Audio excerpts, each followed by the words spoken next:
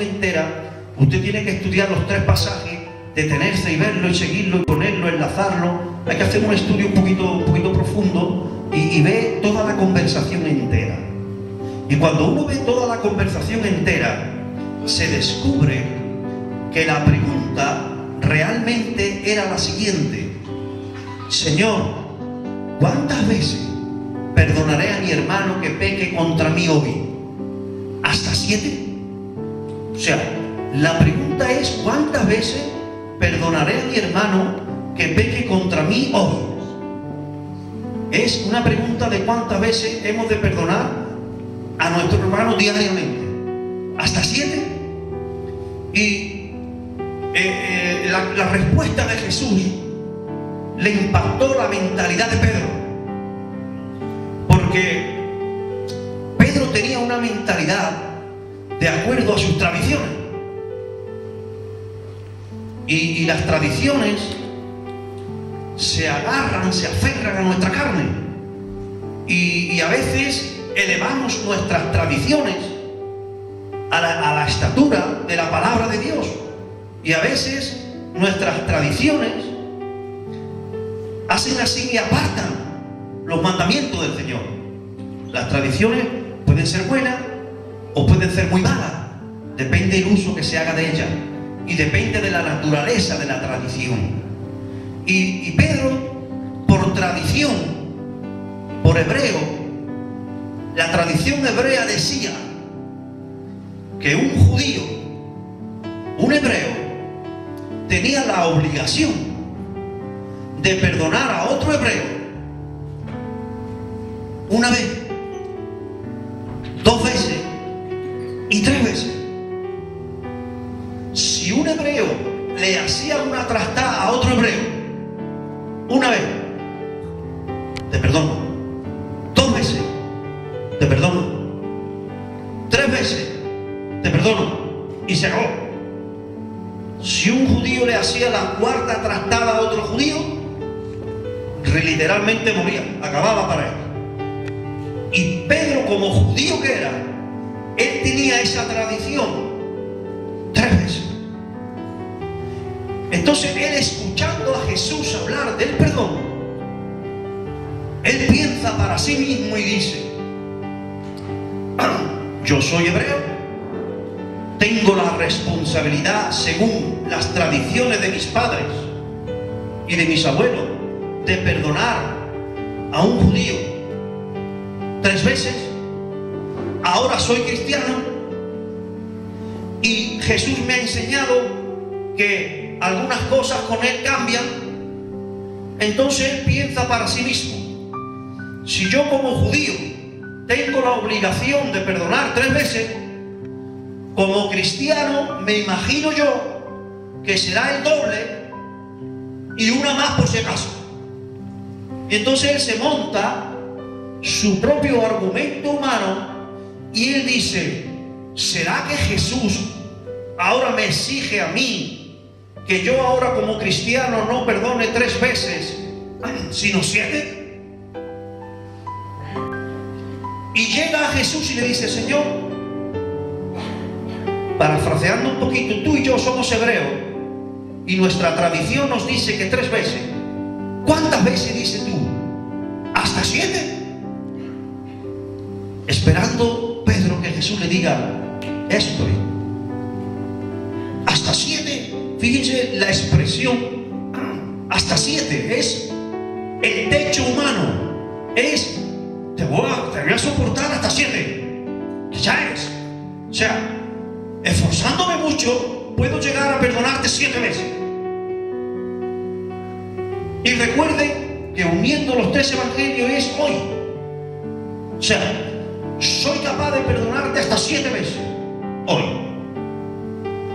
Y la respuesta de Jesús rompe la mentalidad y le dice: no, hasta 70 veces 7. Cuando Pedro escucha esto, eso es un hebreísmo, es una expresión de la cultura hebrea. 70 veces 7 significa el infinito, significa siempre.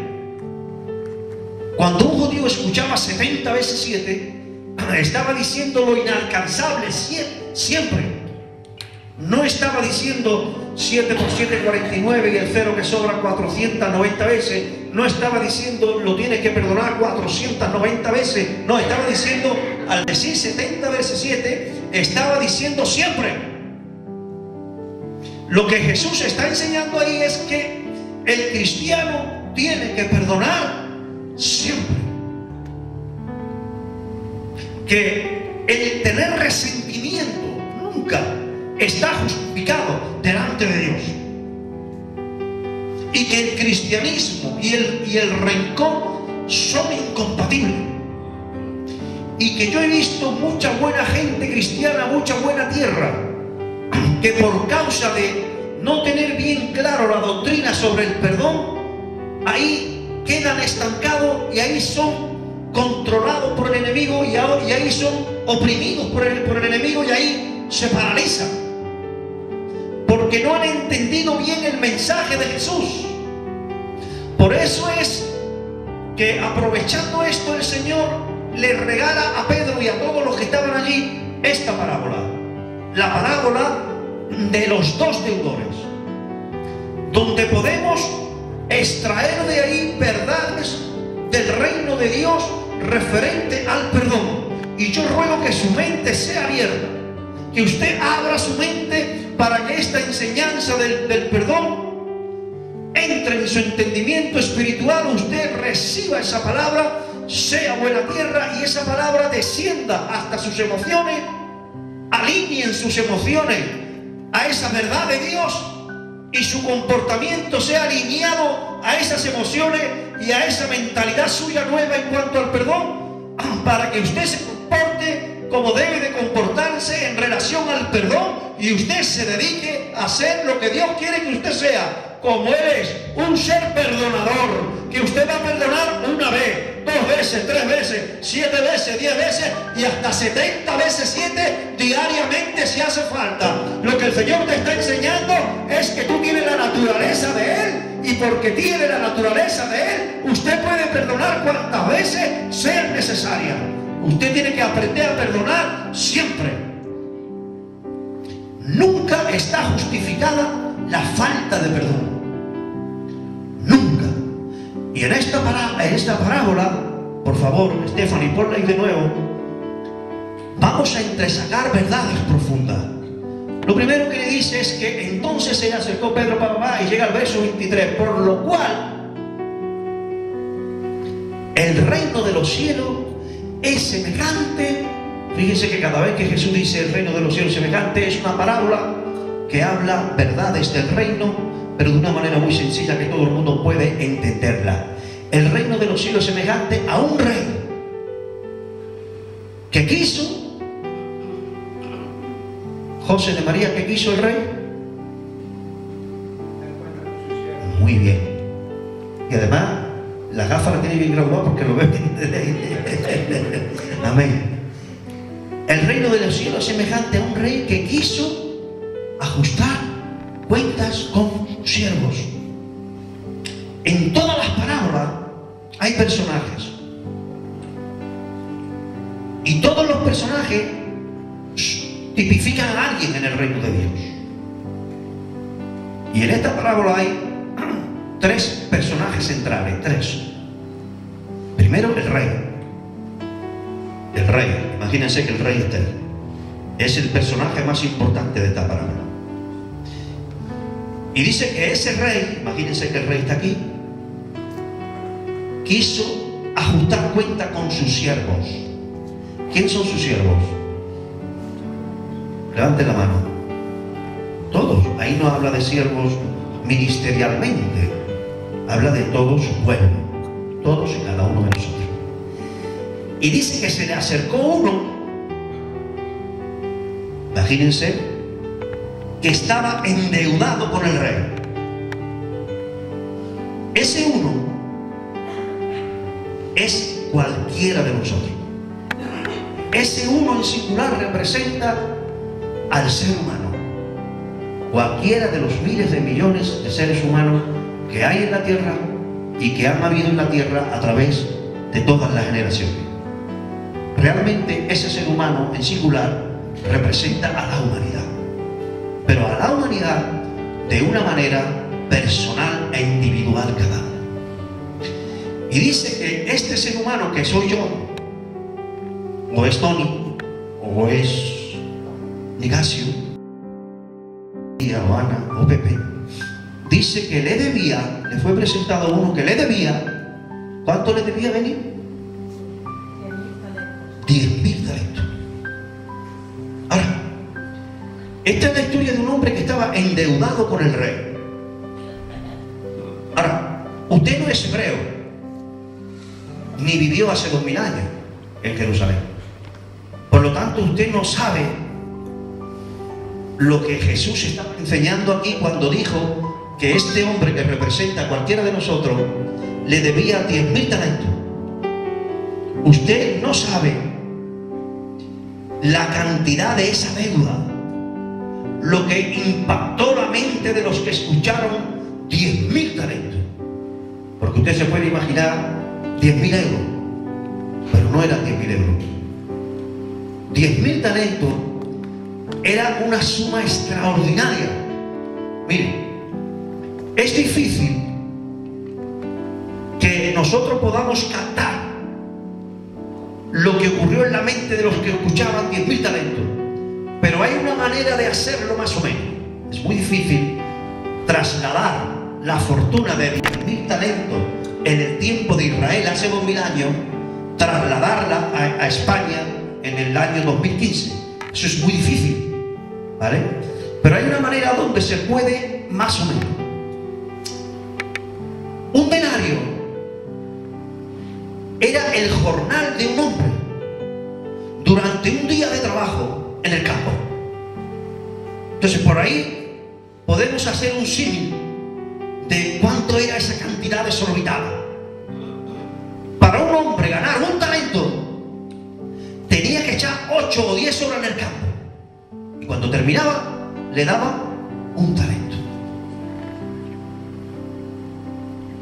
Perdón, un talento. Un denario. ¿Vale? Le daban un denario. Ahora, un talento eran 6.000 denarios. Un hombre trabajaba todo el día en el campo y al terminar le daban un denario. Para un hombre juntar un talento tenía que echar 6.000 jornadas. Imagínense, tenía que echar 6.000 días de trabajo en el campo para juntar un talento. 6.000 jornales, 6.000 días son 20 años de trabajo en el campo. O sea, imagínense que un hombre para ganar un talento tenía que trabajar 20 años en el campo. Si yo para ganar un talento tengo que trabajar 20 años en el campo, ¿cuántos años tengo que trabajar para juntar 10.000 talentos? Pues multiplique usted 20 años por 10.000. 2.000 no. 20 años por 1.000 serían 20.000. Pero no eran 1.000, eran 10.000. 200.000 años de trabajo en el campo. Para que usted vea la suma desorbitante que eran 10.000 talentos. Para ganar 10.000 talentos, un obrero tenía que echar 200.000 años. O sea, era impensable poder pagar esa deuda. Por eso dice la parábola que el rey ordenó vender todas las propiedades de ese hombre y vender la esposa de ese hombre y vender los hijos de ese hombre y vender la vida entera de ese hombre, y aún así no se pagaba la deuda. Ahora, ¿qué representa esa deuda en esa parábola?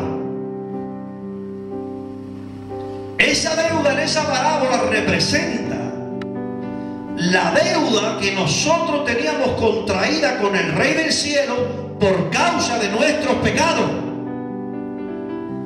Sus pecados hacía que usted estaba endeudado con el Rey del cielo y endeudado con una deuda impagable, por cuanto todos pecaron y están destituidos de la gloria de Dios, según el justo juicio de Dios. Todos estábamos condenados a vivir eternamente en el infierno a causa de la deuda que habíamos contraído con Dios por causa de nuestros pecados.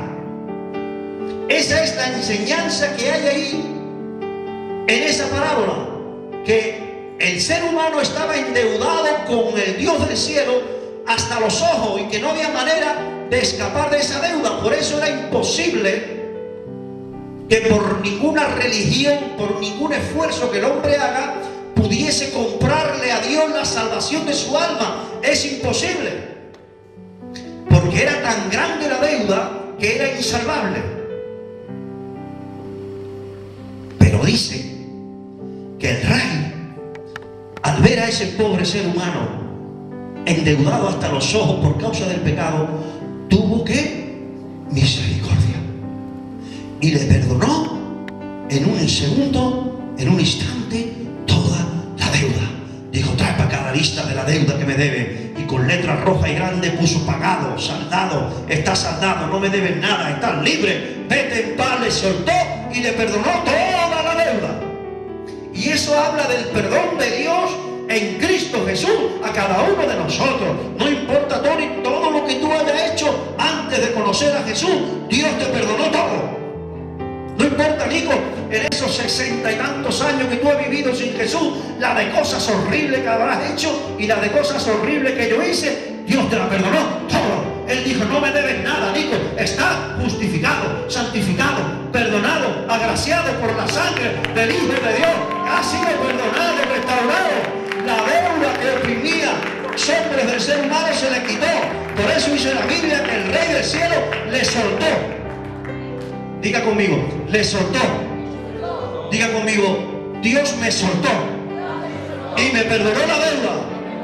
Y el diablo no me puede acusar, porque Dios me ha declarado justo, inocente, justificado, perdonado. Y estoy libre, no debo nada a nadie, no debo nada al Dios del cielo.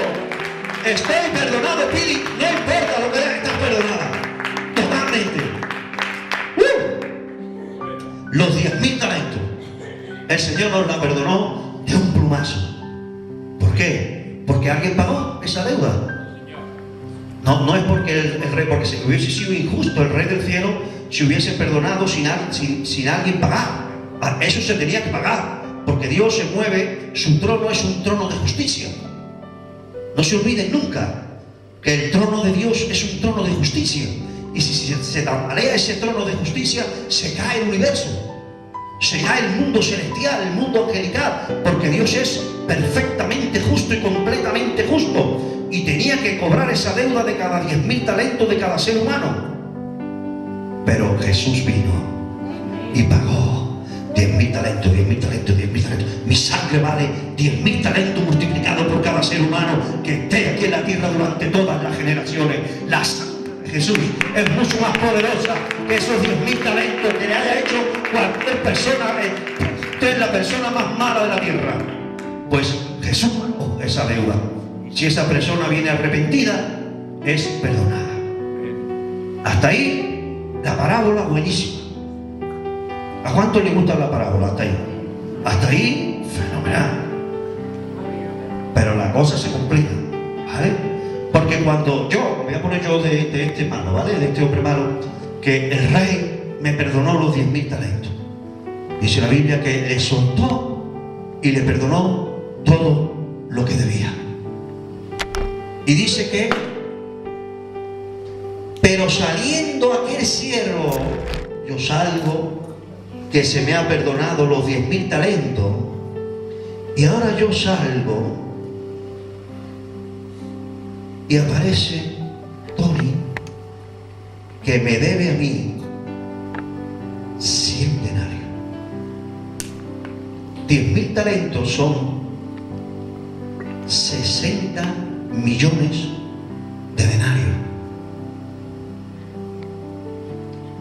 Si lo establecemos en plata, que también se puede hacer en plata, 10.000 talentos son 250.000 kilos de plata de ley. 250 camiones cargados con 1.000 kilos de plata de ley cada uno. Esos son 10.000 talentos. Y todo eso, 250.000 kilogramos de plata que se me ha perdonado, que son la deuda de mi pecado. Ahora yo salgo de la audiencia con el rey y me encuentro a Tony que me debe 100 denarios.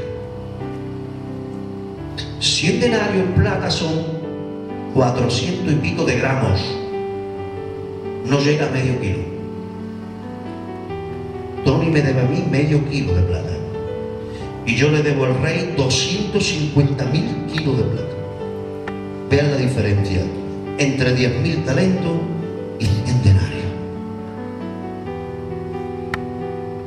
¿Y qué representa esos 100 denarios?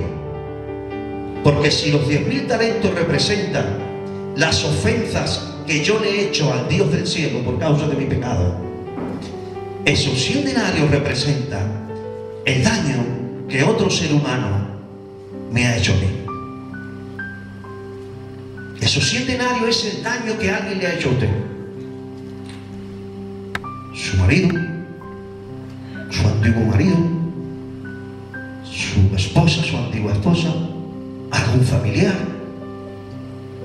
su padre tal vez, algún pastor que se equivocó y le hizo daño, algún hermano de alguna iglesia donde usted estuvo, algún familiar reciente, el vecino que vive al lado, alguien que maltrató a su hijo, un familiar que le maltrató a usted cuando usted era pequeño. El daño que cualquier ser humano le haya hecho a usted se llama 100 denarios. ¿Es una deuda? Sí. Porque oye, medio kilo de plata es medio kilo de plata.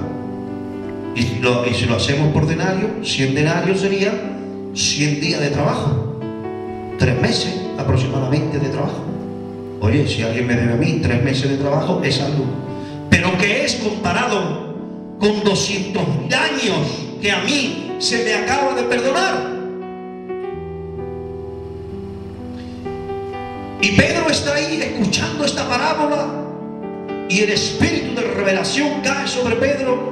Y el Espíritu Santo le está revelando esa palabra de la misma manera que el Espíritu del Señor le está revelando a usted esta parábola en esta noche para que usted la asimile y para que usted la ponga por obra. Y Jesús le dice a Pedro que este hombre que había sido salido y perdonado tomó una de las peores decisiones de su vida porque se asió sobre él. Recuerden lo que os dije. ¿Qué hizo el Rey del Cielo? Le perdonó la deuda y le soltó. Porque la deuda nos oprime. Esto es lo que tienen hipoteca lo saben. Que la deuda te oprime. Te oprime el cuello. Ya llega el día 10 y no tengo para hipoteca. El recibo de la luz llegado. Han llegado ya el tercero, que ya me la corta. Entonces, dice la Biblia que este le decía, págame los 100 euros. Me la tiene que pagar. Y dice que se asió sobre él y le ahogaba. Esa expresión es la expresión de alguien que no quiere perdonar esa cosa que te ha hecho ese ser humano. Y dice que se le ahogaba diciendo, me la tiene que pagar. Y la Biblia dice, ahí lo ven en la parábola, dice que no pudo perdonarle. Amén. Amén. Pero no quiso perdonarle o no pudo. No quiso. Cuidado con esa palabra. Porque la Biblia dice que este hombre no quiso perdonar. ¿Sabe por qué emplea esa palabra? Porque el perdón no es un sentimiento, ni es una emoción. El perdón es una decisión. que se decide o no se decide. Porque los cristianos, antes de conocer a Jesús, quizás no teníamos capacidad de perdonar. Pero cuando el cristiano que ha sido perdonado de la manera que ha sido perdonado, de la manera tan grande que hemos sido perdonados, eso hace que la gracia del Señor esté en nosotros para tener suficiente gracia en nosotros para poder ministrar perdón y perdonar esos 100 denarios que se nos debe, sea quien sea. Esos 100 denarios es esa persona que le ha hecho daño y que usted tiene la responsabilidad, usted tiene el mandamiento del Señor, de la manera que usted ha sido tratada por el Dios del cielo, que le ha perdonado, que le ha soltado y que le ha cancelado la deuda. Así tiene usted que hacer con esa persona, sí o sí, no es negociable. Nosotros tenemos la obligación moral de perdonar, nos hayan hecho lo que nos hayan hecho. No tenemos dignidad de hacer lo contrario después de que el Dios del cielo nos haya perdonado semejante deuda.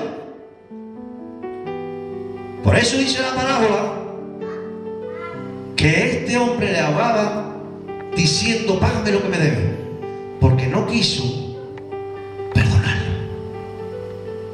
Mire, hay una gracia del Señor sobre nuestras vidas para ministrar perdón, pero esa gracia está aquí y no desciende hasta que usted voluntariamente no abre la llave. Y la llave es cuando usted decide perdonar a esa persona. Y dice la Biblia, dice la parábola, mire lo que dice la parábola. Verso 31.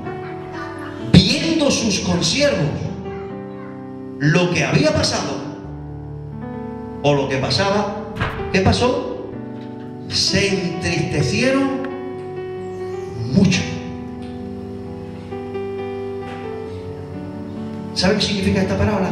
Esta palabra significa que la falta de perdón produce tristeza en el reino del Señor. ¿Y cuánta gente hay triste?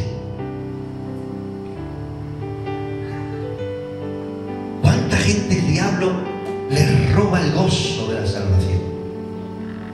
Le roba la alegría. ¿Cuántos ministerios, hermanos? Yo conozco ministerios que han sido maltratados por otros ministerios, por algunos miembros, y no han sido capaces de perdonar y se han llenado de tristeza. ¿Cuántas casas de familia hay que reinaba la alegría y había una discordia entre hermanos, había una discordia entre cuñadas, había una discordia entre suegra y nuera, había cualquier cosa en la familia y se han negado el perdón? ¿Y qué ha pasado con esa alegría? Se acabó. ¿Cuántas familias hay tristes? ¿Cuántos matrimonios hay tristes porque no han sabido perdonarse? ¿Cuántos ministerios de alabanza? Porque en los ministerios de alabanza ocurren cosas, pero por ahí, aquí no. No, es la verdad, aquí no ha pasado nunca nada, ¿verdad, Antonio? Hasta ahora no ha pasado nada, ni va a pasar. Pero ¿cuántos ministerios de alabanza hay que hay un roce, que es normal que lo haya? Y en vez de ministrarse perdón, se guarda el rencor. Se acabó la alegría de ese ministerio de alabanza. Eso es así. Porque viendo sus consiervos lo que pasaba, se entristecieron. Porque la falta de perdón produce tristeza en el alma. Por eso, hermano, nos vamos a rozar sí o sí, seguro. Un día, Mari, yo qué sé, le coge de mala y le contesta mal a Lidia, o Lidia le contesta mal a Raquel, o Tony a mí. Y es un momento, es una reacción. Si no sabemos perdonarnos continuamente, esta iglesia se llenará de tristeza. Debemos de asimilar esta palabra. Y usted me preguntará como Pedro, hermano, pero ¿cuántas veces? ¿Hasta 7? No, hasta 70 veces 7. Y dice la Biblia que los consiervos, sigan leyendo ahí, se llenaron de tristeza y hicieron oír lo que estaba pasando al rey. Y dice la Biblia que el rey, ¿qué pasó? ¿Qué pasó?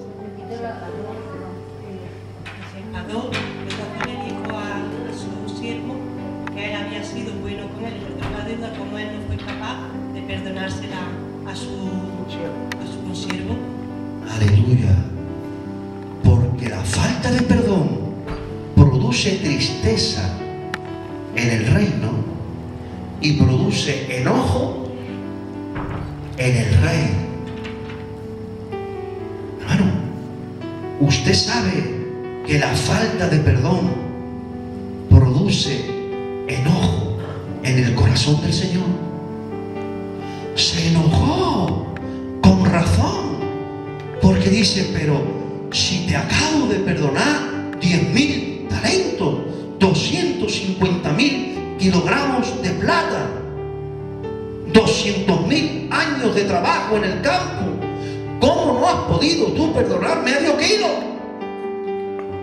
Porque por mucho que te haya hecho un ser humano, más le ha hecho tú al Señor, mucho más.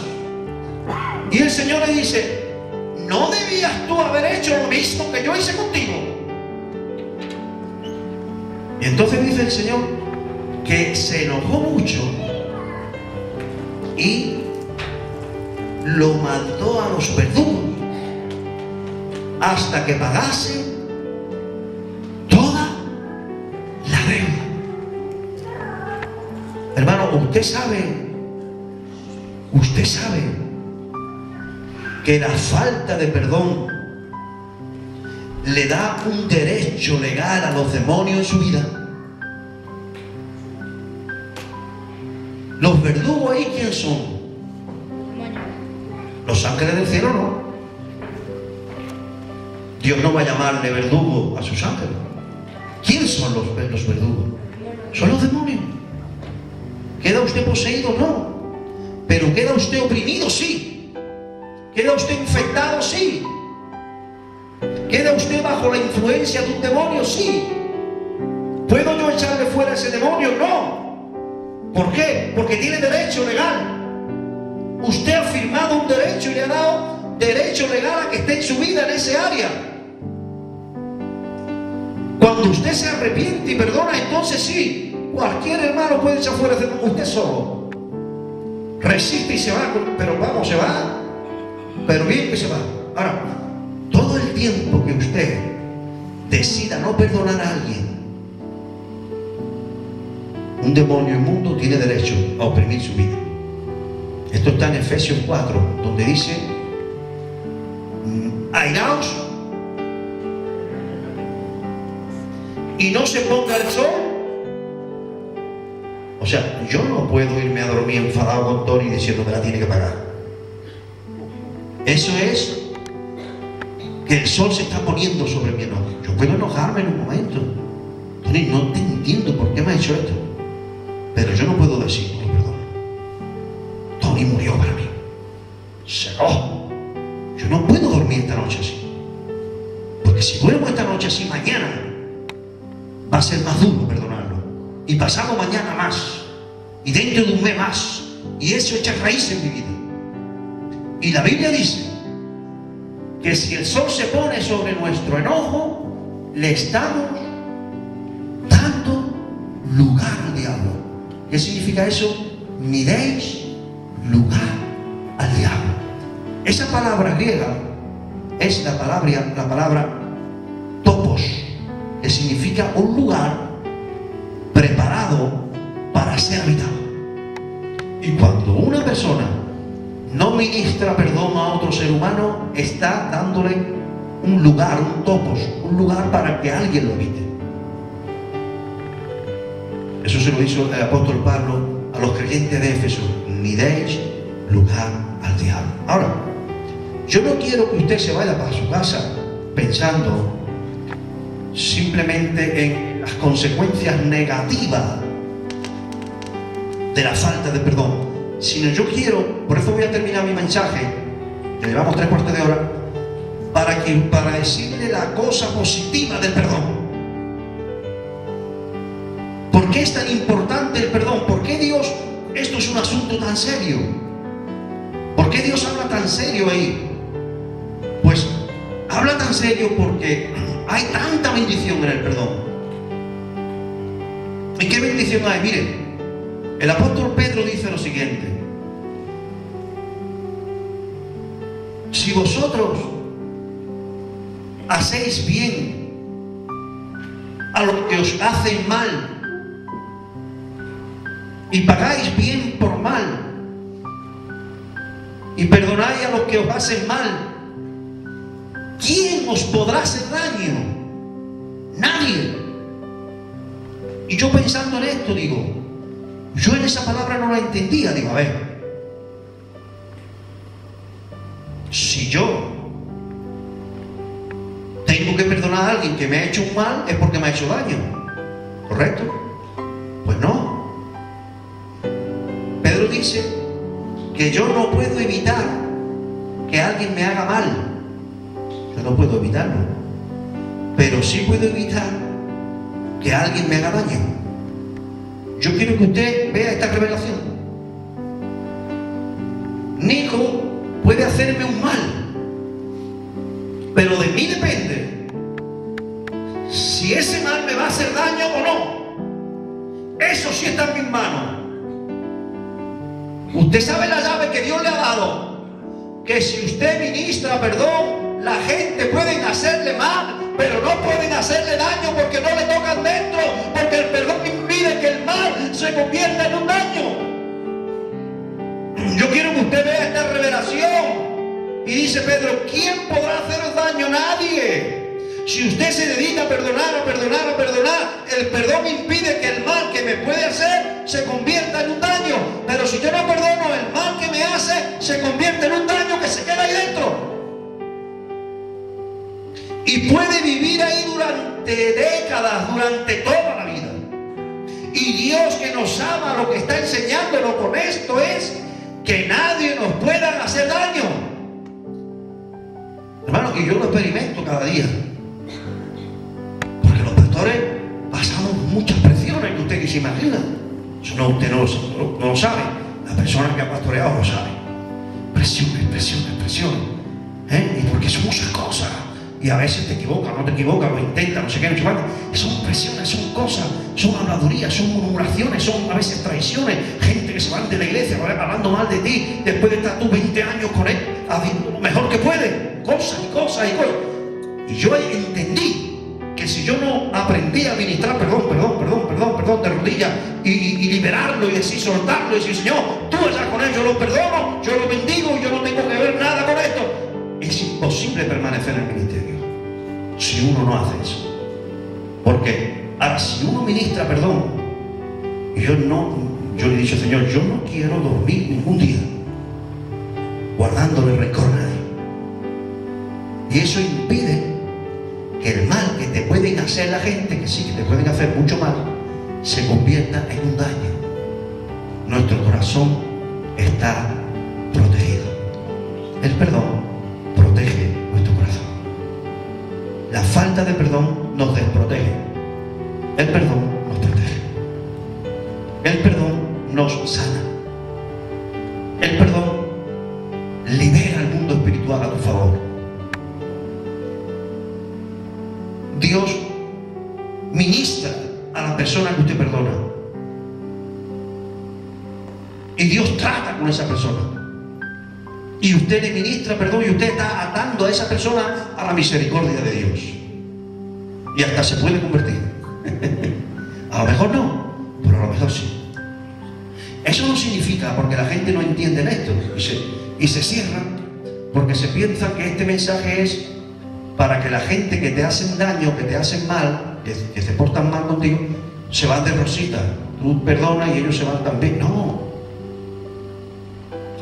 se trata, porque el trono del Señor es justicia. Pero ese no es asunto mío. Si Tony me ha hecho un mal, que nunca me ha hecho nada, ni Nico, pasa que yo lo pongo como para ilustrar. Si Tony me ha hecho algún mal, si yo lo perdono, Dios tratará con él.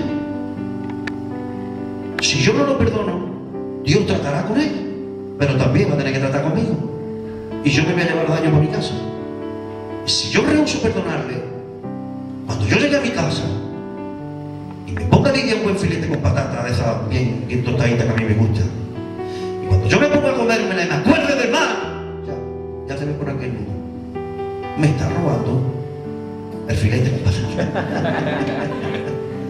O sea, te interesa perdonar, porque si usted ministra perdón, se libera y te come el filete con patatas bien. Y usted sabe que el resentimiento produce gastroenteritis y que dicen los científicos que un músculo del estómago se pone tenso cuando uno está resentido y que las cosas no te sientan bien y que la digestión no te sienta bien y que produce úlcera en el estómago y en el duodeno. ¿Usted sabe qué dicen los científicos eso? El resentimiento produce úlcera. Entonces, ¿te interesa perdonar? Claro. Mire, usted sabe el apóstol más grande que ha habido durante todos los tiempos, para mi opinión, con respecto a que tenga otra idea. Pero para mí el apóstol más grande que yo haya conocido, no en persona evidentemente, es el apóstol Pablo de Tarso. Para mí ese hombre es una referencia. ¿Usted sabe por qué se convirtió ese hombre? ¿Quiere usted saberlo? 5 minutos. Iban a matar al primer mártir de la iglesia, a Esteban. Y dice la Biblia que cuando iban a matar al primer mártir de la iglesia, los asesinos tenían que quitarse la ropa para poder tirar bien las piedras, las ropas exteriores, las túnicas. Y dice que tenía que haber un testigo, que sería el peor de los asesinos, de testigo diciendo las ropas de los asesinos sobre mí, porque yo soy testigo que ese hombre se merece la muerte por apedreamiento. Y había un joven que odiaba tanto a los cristianos que dice la Biblia que se convirtió en el testigo, y a los pies de ese joven pusieron la ropa, y ese joven lo que estaba diciendo: la sangre de ese cristiano sea sobre mi cabeza. El juicio y las maldiciones que produzca eso caigan sobre mí. Porque Pablo dice, que era Saulo de Tarso, que él respiraba amenaza contra la iglesia y contra los cristianos. Pablo veía a un cristiano y le producía taquicardia, odiaba a los cristianos hasta los huesos y odiaba a los pastores hasta la médula. Y él se dedicaba a apresar cristianos para matarlos. Y él estaba allí, la ropa de los asesinos sobre mí, y yo soy el testigo para que lo maten. Y Dios estaba en el cielo, porque dice que cuando Esteban iba a morir, se le abrió el mundo espiritual. Y cuando a Esteban se le abre el mundo espiritual, dice: veo a Jesús de pie, a la diestra del Padre. Jesús está de pie. ¿Por qué está Jesús de pie en el cielo si siempre se ve sentado? Jesús está de pie porque está en una situación activa, mirando qué está pasando en la tierra, porque va a morir el primer mártir. Voy a recibir el primer mártir de la historia. Voy a recibir al héroe de la fe llamado Esteban. Y voy a estar ahí mirando atentamente cómo muere mi siervo Esteban. ¿Y saben cómo muere Esteban? Esteban muere diciendo: Señor, no les tome en cuenta ese pecado, perdono a mis asesinos. Esteban ministró perdón sobre la cabeza de Saulo de Tarso. Y Esteban dijo: Señor, no le tome en cuenta a Saulo de Tarso este crimen que está haciendo, perdónalo. ¿Y sabe qué hizo Jesús?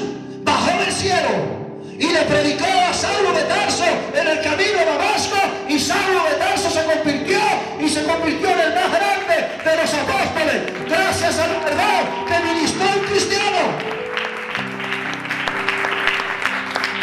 Con razón Ananías dijo, porque Jesús le dijo a Ananías: ve y ponle las manos que está ciego. Porque en el camino a Damasco la luz de Dios lo dejó ciego. Y Ananías dijo que se quede ciego. que yo vaya ahora a orar por él. Y parafraseando un poquito, Jesús le dijo: ¿tú qué ves? Pues yo veo un asesino de cristianos. Pues yo no veo eso. Yo veo un apóstol. Veo 14 libros del Nuevo Testamento escritos. Veo cientos de iglesias establecidas. Veo cientos de pastores ministrados por él. Veo un hombre que va a brillar en toda la historia del cristianismo. Porque yo llamo a las cosas que no son como si fuera. Yo veo a un gran apóstol en agradecimiento y en gratitud a la forma en que murió mi siervo Esteban ministrando perdón. Cuando usted ministra perdón, el cielo se le abre a su favor. Pida lo que quiera, que lo tiene. El cielo se le abre de par en par. Pero cuando usted se resiente, el cielo se rescierra y el infierno se le abre. Mire, voy a decir una palabra que algunos no lo van a entender, pero voy a decir porque el Espíritu me dice que lo diga. Hay gente que está resentida con el Señor. ¿Y sabe qué le dice el Señor? Perdóname. Perdóname. Si usted toma esto en la carne, ¿cómo que yo perdone a Dios? Sí, Dios dice perdóname. Y ¿para qué dice Dios que lo perdone? Para que te sane. Y cuando te sane le voy a decir: Señor, perdóname por haberte perdonado, porque tú no me hiciste nada. Pero lo importante es el resentimiento con nadie, ni con su pastor, ni con un hermano, ni porque se equivocó, ni porque no se equivocó, ni con un familiar, ni con el Señor, muchísimo menos. El perdón ministra salvación, sanidad, y el reino espiritual del cielo se le moverá para usted. Amén. Amén. Que Dios le bendiga. Un aplauso al Señor y saludamos a la gente que nos van a ver en la internet a través de nuestra página web. Amén. Y un aplauso para toda esa gente. Que Dios le bendiga mucho. Amén y amén.